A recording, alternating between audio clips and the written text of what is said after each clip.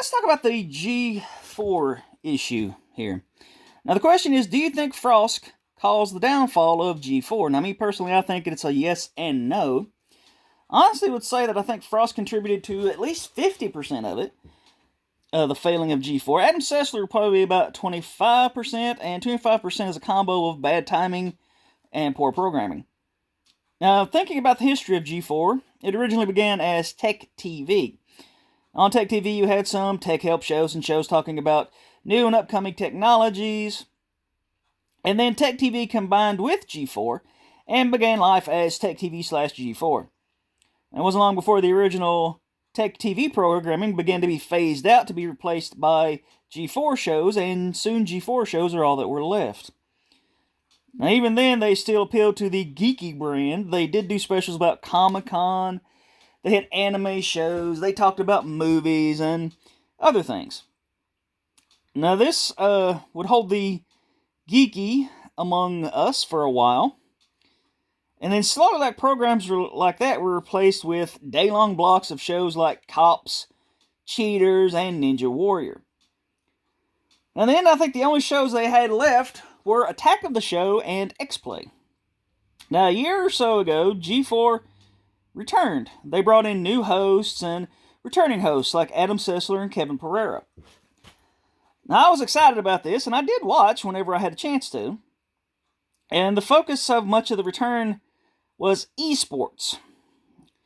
Now, you did have Attack of the Show and some variety programming and things like that. But then came the rant.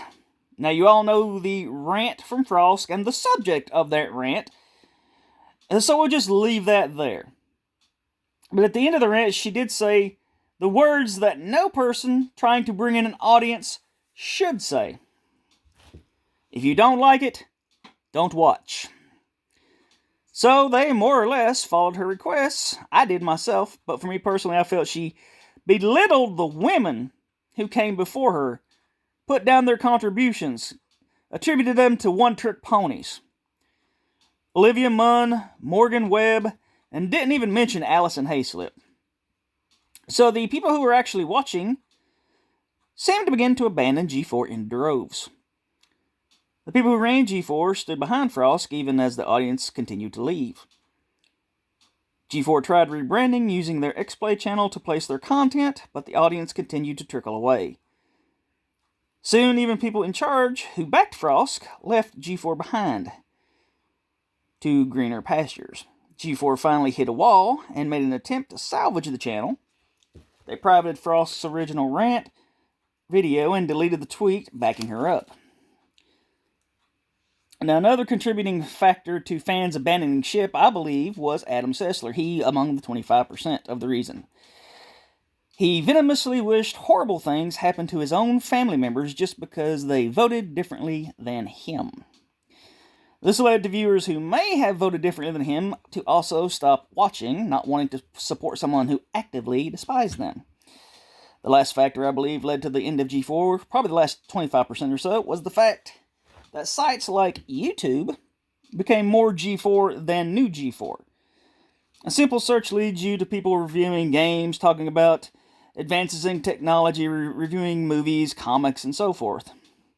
So unlike original G4, new G4 had lots of competition. So the question is, did Frosk's rant bring about the demise of G4?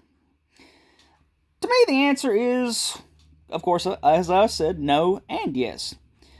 However, she was definitely a contributing factor to the failure. It did speed up the death of G4, in my opinion.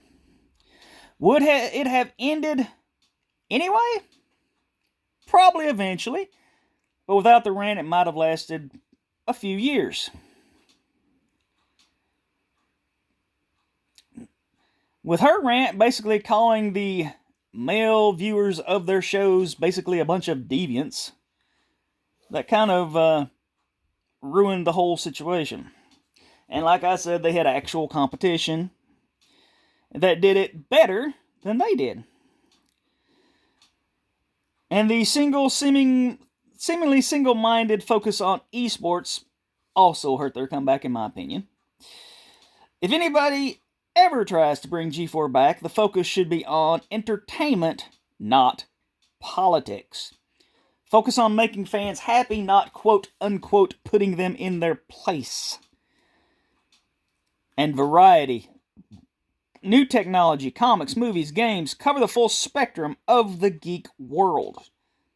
But the main thing is respect. Respect your audience. If you don't do that simple thing, your audience will leave and never come back. As Doomcock